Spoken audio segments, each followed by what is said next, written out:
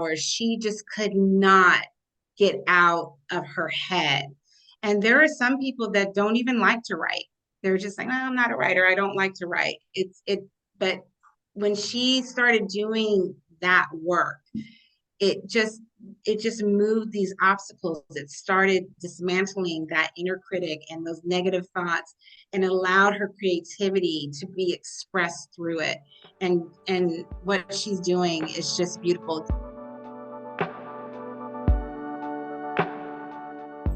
Welcome, everyone, to another episode of in the Survivor School Masterclass series.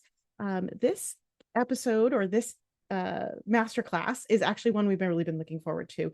This one is led by Sherry Taveras. She is an author and a storytelling expert. She calls herself a writer. She also runs an online group called Momtemplative with over, I believe, 2 or even 3,000 members. um Actually, I believe it might be 800 members and like 2 or 3,000 followers. Either way, she has amassed a following that absolutely loves her writing process, her style, and just her um sense of like healing through this creative journey. So we're very, very excited that she's here with us, and she's going to share a lot about how she does it, just her process. She also is an up and coming author. She has a book called Harriet Honeybee and the Testament of Seers. So we're really excited about that. It's a novel. So maybe she can tell us a little bit about that, and then I will just pass it over to you, Sherry. Thank you, RC. Thank you for that. And I am so happy to be here. I was excited and nervous all at the same time because I have family here, I have friends here, and it means the world to me that they showed up. So I love doing these kinds of things because this is something that I've used since I was a little girl to as a writer. I've been writing since I was a little girl, and it's just been a way for me to help process emotions and thoughts and tell stories. And it's exciting to be able to do that with everyone tonight. I think we can all agree that we all want to be able to tell our own story in such a way that it's believed by those we share it with. We want to craft and believe in our own ability to tell our powerful story. So, what if I told you that it's not who you're telling your story to, it's how you're telling it? So when we first begin sharing our stories, it often feels like no one is truly listening or understanding. Many of us start to believe we're talking to the wrong people, or that our stories lack impact. Eventually, self-doubt takes over, leaving us feeling isolated and questioning the value of our voice and experiences. And I love the power of a story. I mean, I think that's why we all go out to the movies. I'm a movie buff. I love the movies. We love hearing other people's story of overcoming their obstacles. A lot of us come from trauma and don't know how to process those experiences. And I have found that through writing, it is an incredible healing process. So I want to kind of start out, and this is usually how I start out with my groups, is kind of get us all relaxed. And I hope you all have your pen and paper. So the first thing I usually like to do is just kind of make sure that we're all present, that there's no distractions, that you have, that it's just you. And if you just kind of take a deep breath and just feel into your body and just feel present, just take a big breath and just release and let go and just relax and do whatever just helps you to relax and be in your body. A lot of times we are always in our heads and thinking so much. And I've had to learn to drop into my heart and sort of just kind of just get contained there. And so we're going to do a little prompt. So I hope you guys have your pens and paper. So we're going to start with that. So the first thing I want you to do, and you can just write it on your paper, And then after we finish with the prompts, I am going to encourage anyone who wants to share. You can either drop it in the chat what you wrote, okay? And there's no judgment. No one is. You don't have to do it. Just you know, it's up to you. It's totally optional. So the first thing I want you to write, I want you to write on your paper what was your mood, just one word when you first got on tonight. What was just give me one word that you were feeling and write that down. And then the next thing I want you to write is what your favorite color is. And then the last thing I want you to write is your favorite childhood memory. Just one, whether it was getting ice cream with your dad or just one thought, one memory, one good memory. Okay. Now, anyone want to share? Let me see. Anyone sharing in the chat? I want to see what You people have wrote. Yep, there's a couple of people sharing in the chat. So myself, I said excited, and my favorite color was blue. We had Karen share. She said that she was happy, and her favorite color is purple. Tia said Okay. focused, red, and Tia's was building forts. Childhood memory. Awesome. Mine was holding my baby sister for the first time when she came home from the hospital. I remember that. Love it. Okay.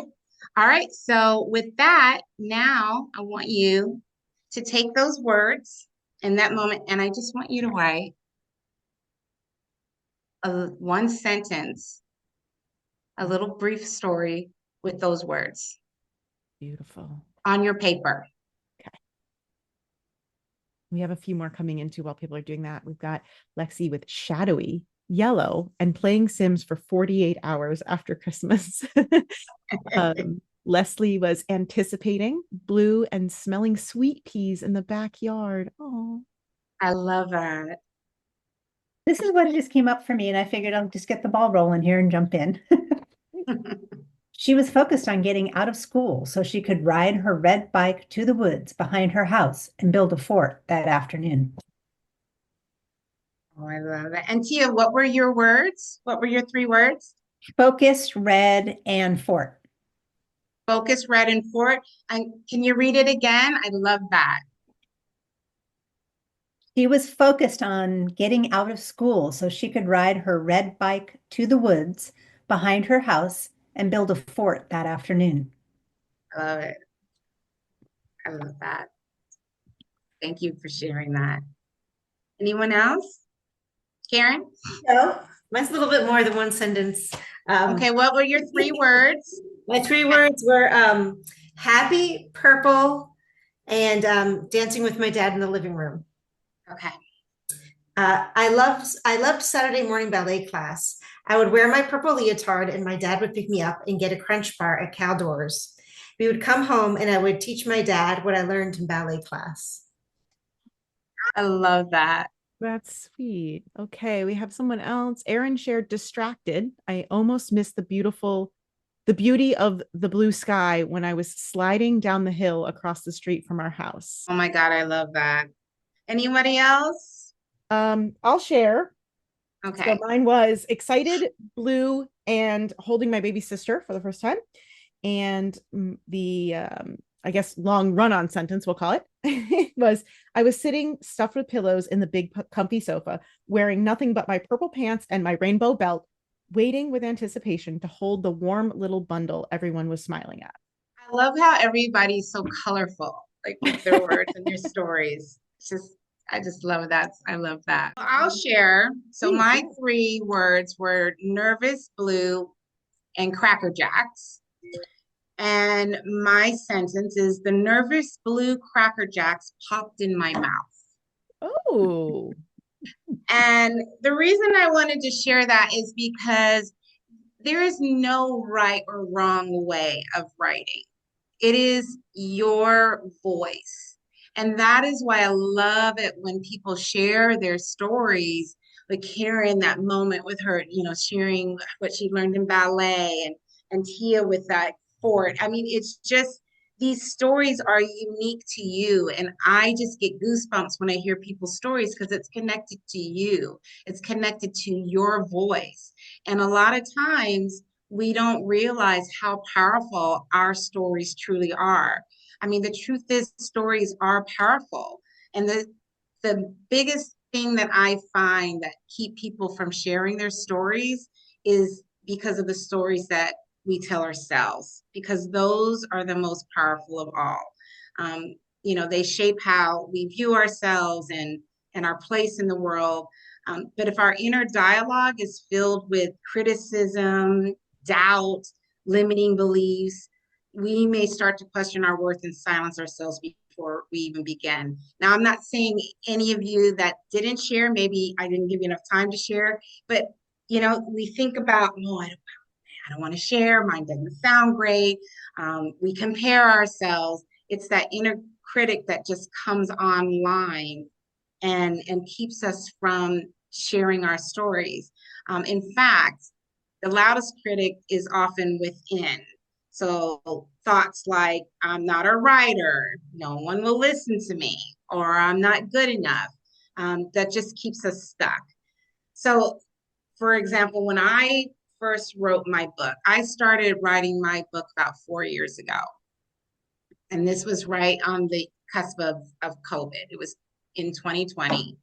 And I was sitting on my bed and I really was in a very dark place.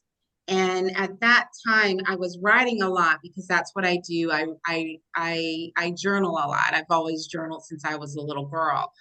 And all of a sudden, it was just this moment where I felt like something just told me. It was like something that just came and I dropped into my body. I got out of my head. I stopped listening to that voice and I started listening to my heart, and I took my pen on my paper and I just started to write.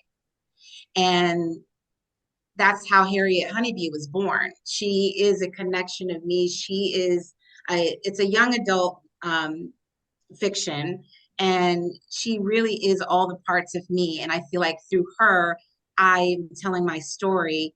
And that's how I've been healing a lot. And so, but I can tell you this, that inner critic showed up so much. It took me 4 years to write her, because it was, oh, I'm, comparing myself to other writers. I'm not good enough. I'm not smart enough. I mean, all the things that just would come up. Um, I would like if you guys can write in the chat, what are the things that kind of come up into your inner critic when you recognize it? What are the words that come up for you? Or that can just come up in general, that inner critic. You don't know what you're talking about, not good enough. I'll just interject here. When I was in fourth grade, I had told my fourth grade teacher, we went around the room one day and she said, what do you want to be when you grow up? And I said, I want to be an author. And I, at the time, undiagnosed dyslexic, I couldn't spell to save my life. And she shamed me in front of the whole class saying that I should pick something else because with spelling like that, I could never be a writer.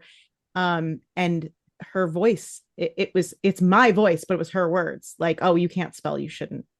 Why are you trying? Like, no one's going to take you seriously. And it snowballed. That, her little 2 minutes of shame spiraled in my head for years.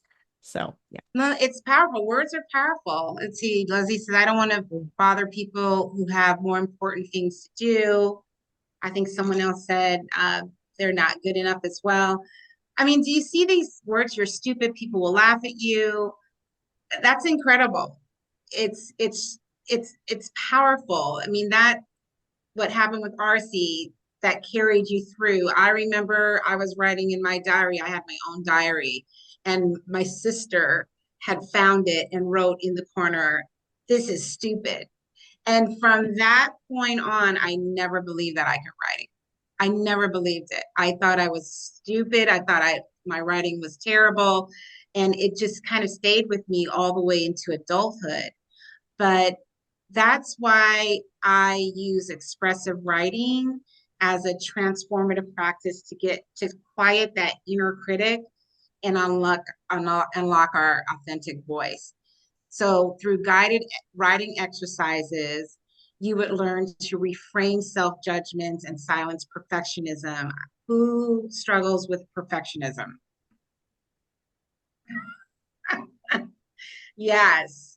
Perfectionism will keep you from doing, will just stop you in your tracks because you're constantly editing and editing and editing yourself. There's no perfectionism. I've had to learn that, especially as a writer. That is the thing that can just put the nail in the coffin.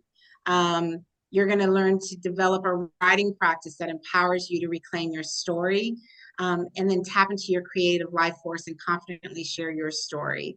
And the thing that I've learned is that, you know, writing is not sort of set aside for the, you know, the well studied and the person with all of the degrees and the highly intellectual. It's not reserved for the highly intelligent, the the gifted. Oh, she's so gifted. It's not reserved for that. We all have that creative part in us. We all are writers. We all are creative. And we just have to identify that inner critic. I like to say you expose it by writing. And that is the best way that I can explain it. And the way that one of the practices that I do is called it's stream of conscious writing. And that's one of the things that we would do.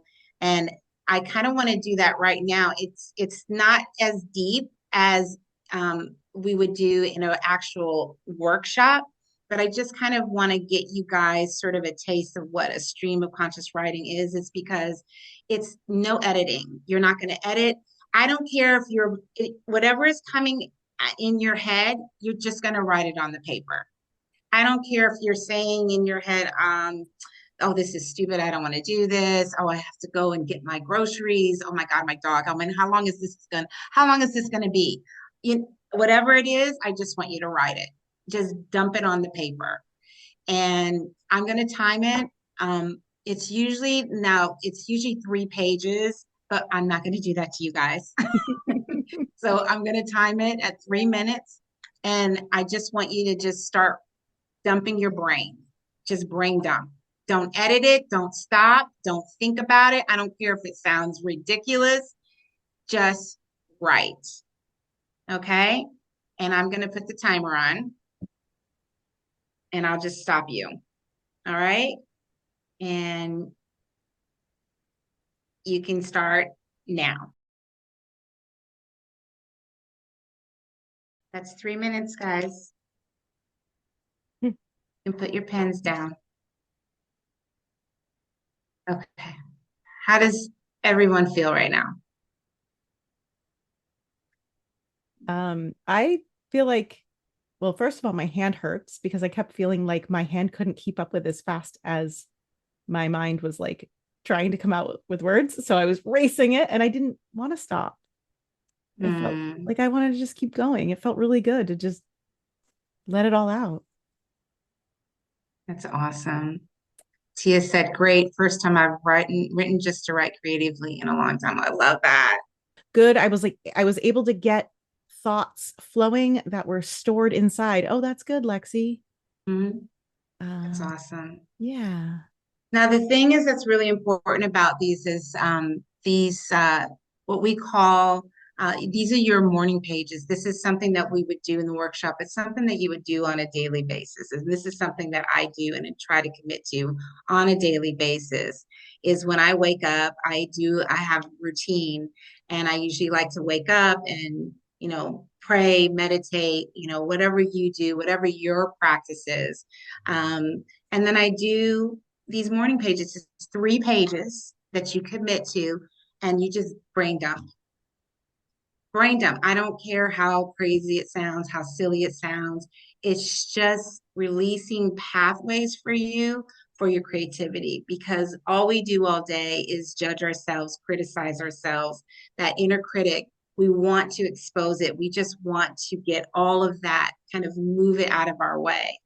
And you will see a difference. I can't tell you, when I have done that consistently, my creativity just explode. I don't understand it. It's a beautiful spiritual practice.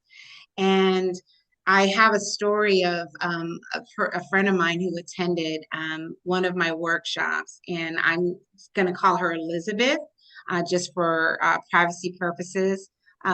Erin says, clarified my desires about what I want to write, along with my reservations and fears about doing so. Oh my Oh, gosh, I beautiful. love it. Karen That's also awesome. said that her hand cramped up, but I think I let it out. I let out a lot of things I was thinking, but she couldn't, whoops, some things was blocking me here. She couldn't talk about. So she's able to write some things that she couldn't talk about.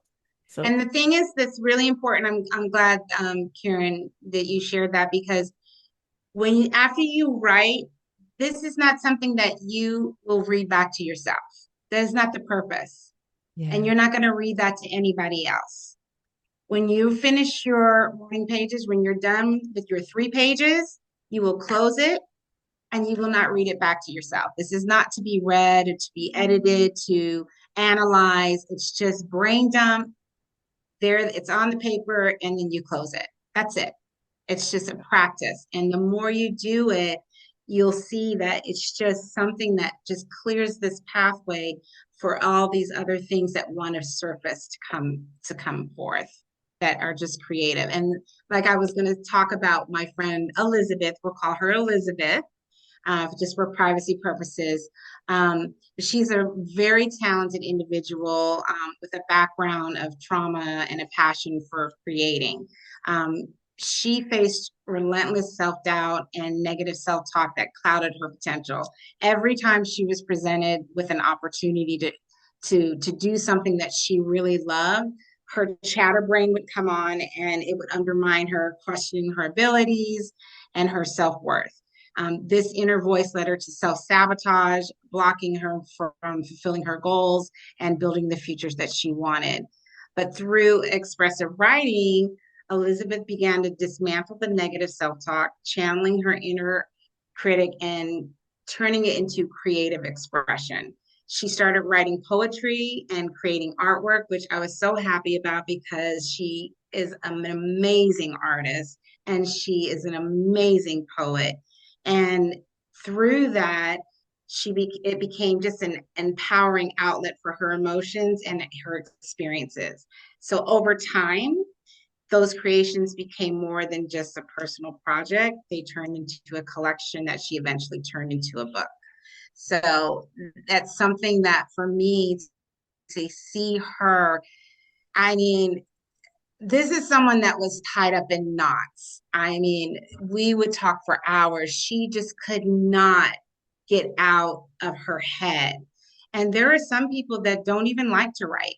They're just like, no, I'm not a writer. I don't like to write.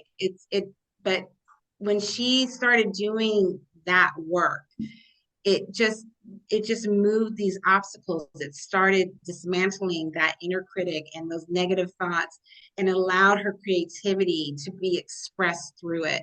And what she's doing is just beautiful. Does she still have it? We all are going to have that inner critic, but if you have the tools and you use them, you can take your creativity. Some people, it's not writing, it is their art. It's doing film. They become more engaged in their relationships. There's so many ways that just getting that inner critic out and onto the paper just opens and moves all of that. It just opens you up to so much more. um, but let me show you how. So now we're going to do another exercise. Okay. And this is something where someone can share if they want to.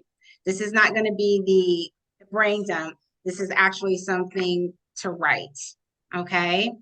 So I want you to think about what your inner critic tells you. What is the one thing that it tells you? Just the one thing. And then I want you to replace that negative belief with a positive alternative. So let's say, for instance, for me, fear, afraid of what people think. I've turned that into a positive of what is possible, is moving towards love and not fear. So I'm switching the fear and turning it, and which stops me and moving towards love. Does that make sense? Yeah. Now I want you, whatever that is, I just want you to write what you would say to the little girl. Just a sentence, a paragraph, and just write your story. Whatever comes up with all of that, I just want you to write it. And it can be a paragraph. It doesn't have to be long, because I do want someone who's brave enough to share.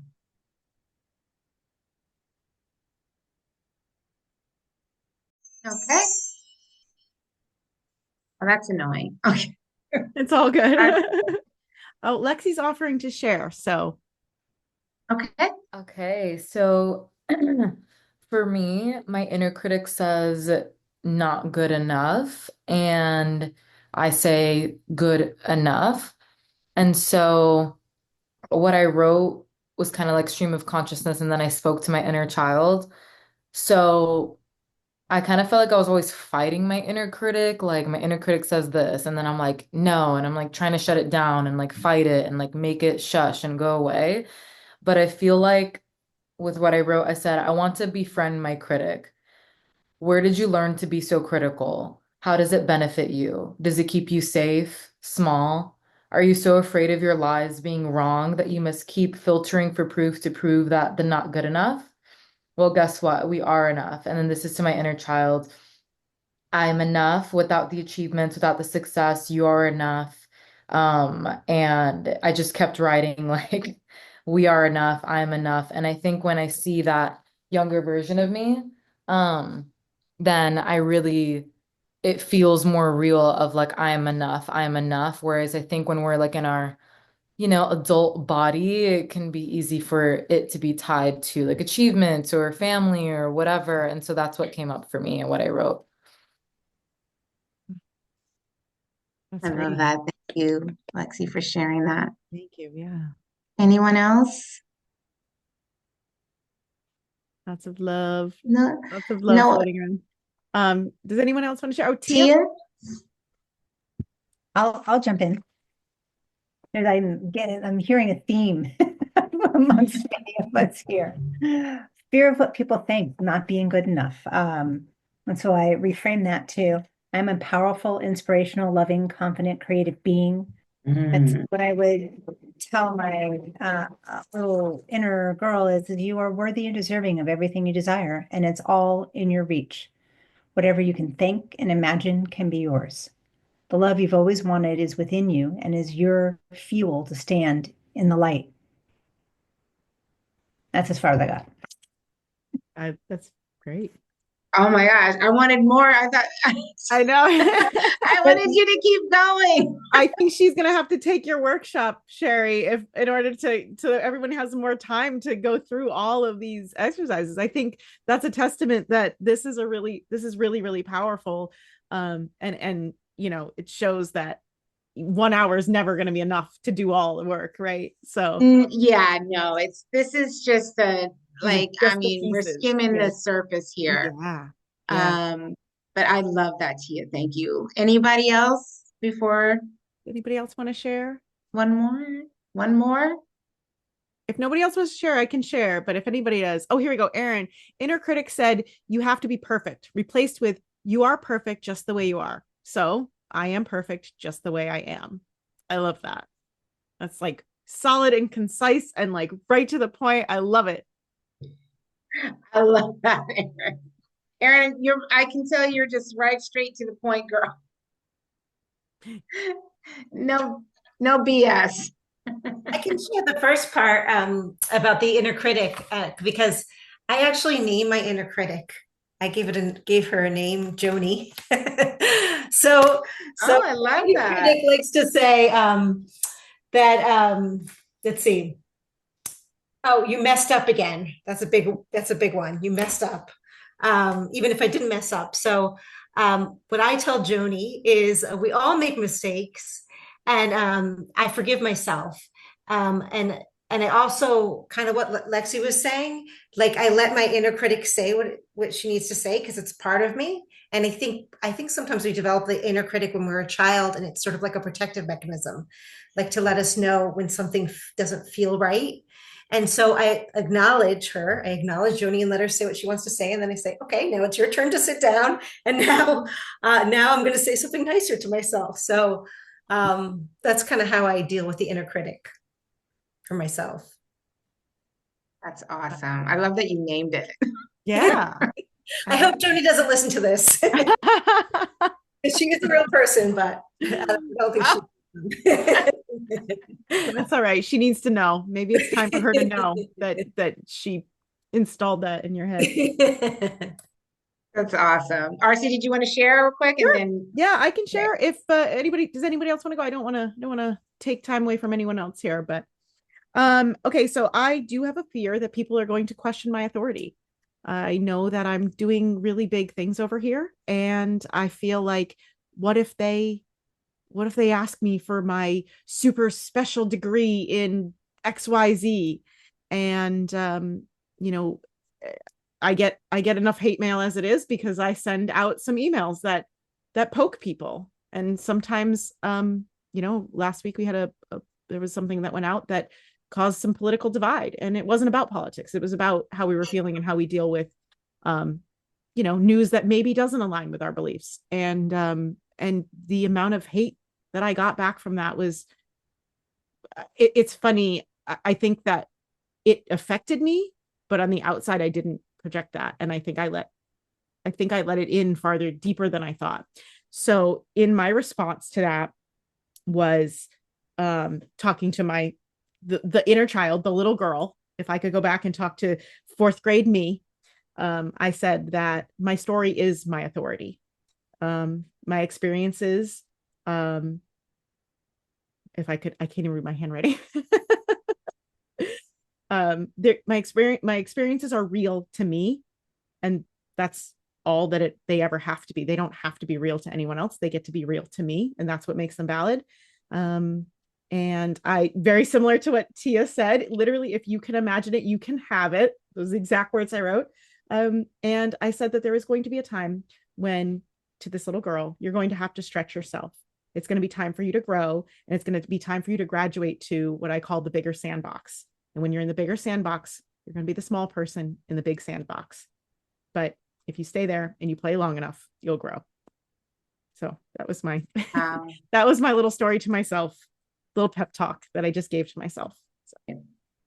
I loved all of it. I mean, guys, thank you so much for sharing. I'm just always continually blown away when, especially as women, when we allow ourselves to get to that vulnerable part of ourselves and to share the stories. And, that's why I love doing the creative writing, the expressive writing. It does help you to recover a sense of safety. And, we begin by identifying commonly held negative beliefs that create barriers in our thinking. And that step, it just helps us confront and dismantle limiting beliefs, creating a safe inner space for our authentic voice to emerge. And all of you have such a unique, authentic voice. I can identify each of you by just the stories that you shared. Erin is very straight, and that's she didn't. We went on for a while. This is what I have to say. Tia, there's just this part, just very sort of, I just yummy. I just want to hear more, and, Karen, there's just this part of you that you can tell that is fighting. There's this girl that was a certain way, and she sees herself another way while she's trying to fight how others see her. And you're moving through that. And I just get goosebumps. And RC took a situation that she didn't realize embodied her. That negativity, it was in her. And it sometimes we don't even realize it. Someone could have said something that we just kind of internalize it. And we don't know why we are acting out or are angry or hurt, or sad, but it's through that writing, and that kind of allows you to tap back into that and then reframe how you want to move forward. It just, you get that sense of safety, and that's why I said write to that inner child, write to that little girl. What would you say to her? Okay. And then once we recognize our inner critic patterns, we can reframe that with empowering alternatives. And that's what we're going to do together, guys. If you ever decide to continue and do the deeper work, it's with the workshops. We're going to build a supportive inner narrative that helps you believe in your worth and your creativity. And you're going to write your story. You're going to write your story. However that looks, it doesn't necessarily mean that you're going to write a book. Some people have projects that they're involved in right now that they'll be able to come in and work on their projects. We'll do 20-minute writing, just where it's just your time to work on whatever you want to work on. It's just going to be a time where we get to dive deeper into those parts of you that you kind of have ignored or have just criticized for so long, and you've just decided, yeah, it's not worth it, I'm not going to do it. But you'll be able to do that in this workshop if you decide to go deeper, and you will find yourself experiencing things outside of it. And that's why it's really important to continue to do the work if this is something that you're looking to do. If whether it's you want to write a book, whether it's that you just want to reconnect with yourself, whether it's you just wanting to, just explore more. But these are the tools that are going to be in place. You'll have the confidence to write your story. This step is about transforming your self-reflection into powerful storytelling and connecting deeply with yourself and ultimately with others. That is my biggest thing, is connecting with others. I connect through writing. I connect through telling stories. And I hope that this was something that helped you tonight. I did want to just finish with just everybody to write one word in the chat that how they're feeling now, right at this moment. Wow. Uplifted, good, released, relieved, feeling cared for, soul medicine. I like that. Julie said hopeful. I think that I will say, Carolina, to second that, there was definitely a moment where, and I consider myself a writer, I enjoy writing, and there was definitely a few moments where I was like, this is so foreign to sit and actually let that critic come forward. It did feel foreign, and I have a question about that. And I do want to bring I open this up to a Q&A. So if you guys have any questions, please go ahead and put them into the chat, and I'll keep an eye on the chat. Karen, also, if you can keep an eye on the chat, and make sure that we get everyone's questions answered. So my question is, when we were first doing what you referred to as morning pages, and I know we only did it for about a 3-minute stream of consciousness writing, bye Leslie, is this a place, you said this is a place where you sit down for a few minutes and you write your 3 pages, and you kind of let the inner critic out. Is it common? The first things that I started to write were negative things. It was like oh, this is where I have to tell my secrets kind of feeling. Is that normal? Is that that's the point of it. There's no judgment. There is no right. There is no wrong. There is no normal. There is no abnormal. It's just your thoughts, whatever it is. I mean, I found myself writing that it'll come out depending. It just surprises me as you continue to do the morning pages and you consistently do them every day. It's 3 pages. You'll just see all kinds of junk just come out and just doesn't make any sense. Yeah. So there really is no right or wrong, or Yeah. is this normal or not normal? It's just what is coming through. And yeah. Do you have, this is my follow-up question. I found myself, because I noticed a couple sentences in that it was this negativity, and I found myself feeling like I had to filter it as if I shouldn't be feeding the monster. And I almost did filter myself, and it took a lot to say no, just write the things. And I even wrote down like, oh, my feet are cold, and just having awareness. But any tricks to not filter? Like, how do we get rid of that filter that we naturally sort of want to use to protect ourselves? You mean through the writing? Yeah. Or even before we write. Is there something before we sit down and write, or that we can incorporate into the writing practice to help get rid of that filter that we, or that lens that we try to put on, or mask that we try to put on when we write? And I don't know, Right. I don't know if anybody else experiences this also when writing, but I know that I do, that I will write and delete and write and delete and write and delete when I because of it. Well, that is that criticism, that self-criticism, that's editing ourselves. We edit ourselves in life, in real life. We present ourselves in ways, because we're, concerned about how we're coming off and how we're presenting ourselves, how are people perceiving us, and, just the thoughts that are constantly going through our heads that keep us from connecting to others and connecting to ourselves. And I call it brain chatter. And I found myself always kind of in my head and wanting to get back into my heart and drop back into my heart. And that's where I felt like that's where my softness was, and my gentleness and my compassion. And, that's sort of when you see a lot of that chatter happening.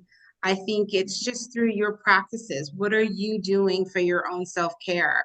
And that is one of the things that we will, institute in the workshops, is that making sure that once a week you are doing something just for yourself, by yourself, that you enjoy.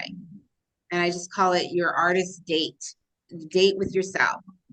Okay. And that is just, no kids, no husband, whether it's, going to a coffee shop and just sitting and having a coffee, or going and walking in nature, or getting yourself a hotel and staying the night. But that is your time. And that is a practice that I have had to learn to do and force myself to do. And because sometimes I think a lot of us is when we're afraid to be alone, we're constantly being pulled on and called on and doing, and it can build up. It can build up, and you'll see it probably when you're angry, or short tempered, and all of these things. But it's really important, and I will require that you commit to having that at least once a week. Okay, well, one of the comments was from Lori, but she shared, but it was just she had basically being able to let go and writing for herself, and that's what she wanted to hope that we would cover today. And I think that we have, actually. I think we've answered that one very well. Let's see. I'm just looking for so someone, unfortunately, who couldn't be here today, was really hoping to discover their inner voice. And I think that you've given us some really great tools to be able to do that. And I think a lot of it really comes in, what I got out of it, at least, is that our inner voice is hiding behind that critic, and that you've got to get that Right. critic out of the way first. So I did want to ask you a couple of questions and interview just a little bit, if we could, to kind of poke at you a little bit and see if you can kind of creak open the door into that workshop for us and kind of tell us, what can we expect? I know you talked about it a little bit already, about the types of things that we could expect in that workshop. And if anyone doesn't know, the way Survivor School works is we run a masterclass so that we can introduce you to a subject and to an expert. And then the next phase of it is we actually run a workshop where you get to participate, a lot more than what we can cram into 1 hour of time. But we obviously want to encourage people to come to those workshops. And so Sherry, if you can kind of share a little bit more about, what can we expect? What are the outcomes? I know you did kind of get into this idea that we're going to write our story, and that there's morning pages, and that we have artist dates. Right. What else you got? Talk it up. Let's hear it. Well, I think the most important thing is community, and it's going to build a sense of community. The way that I like to do it is if it's bigger, I like to break them up in clusters, like of four. Um, Usually, what we'll start out is kind of like the way we start master classes with a writing prompt, getting everybody loosened up. Some women come in. I say women. I would love some men to come in, We but did have a few men register, and I think there was a little bit of the snafu with them not getting the link. So I'm going to send some personal messages to invite them into the workshop and offer them the replay. So okay, they are great. interested. They just Okay, great. But we'll do 20 minutes of writing. The great thing about the workshops, we always kind of like to mix it up. There is that consistent 20 minutes of writing, of just silent, quiet writing, whether it's you are working on a project that you've been wanting to work on, maybe it's just your journaling, whatever it is, it's just that 20 minutes of silence.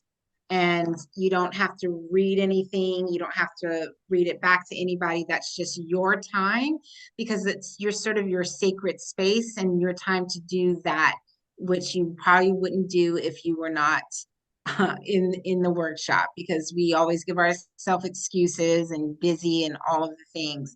I love the idea when we start the workshops that everybody gets their own personal journal, that they just use for that. And that I just, whether I love journals, I love the leather journals. I have so many journals, it's not even funny. We also we'll talk about if anybody wants to get feedback on their writing. There'll be times where people will share, and if they want feedback, there's no criticism. It is going to be a very protected space. It is only if people want the feedback, but it's going to be in a very constructive way. And we will talk about a lot of ways for people to, finish their projects if they are having problems and difficulties and all the things. The workshops for me, I have a structure, but I don't, if that makes sense. Because with writing, to me, it's such a creative process. I will mix it up. I will make sure that however you leave there, that you feel fulfilled, that you feel that you got something accomplished. But it is going to be a time where it is all about writing. So come to write. So when you talk about having accomplishments, accomplishing something, I know a couple people in this group who are actually writing a book right now.